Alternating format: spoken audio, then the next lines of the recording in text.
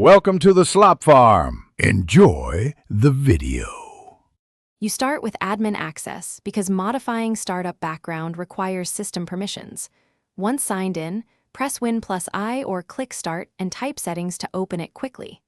Make sure to select Personalization from the left pane because that groups background, lock screen, and themes together.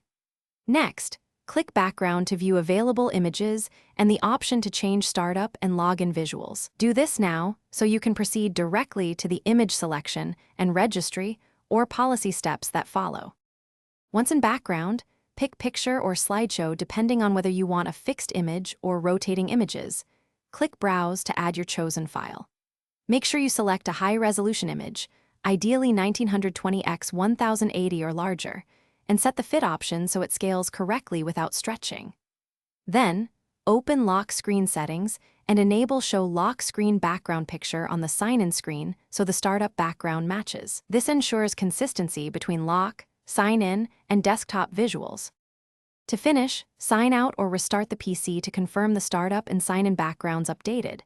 This validates both personalization and lock screen settings.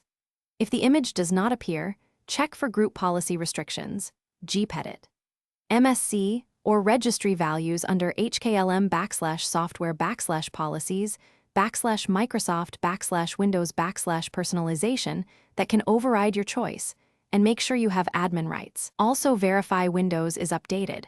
Once corrected, reapply the image and restart. This resolves most conflicts between user settings and system policies.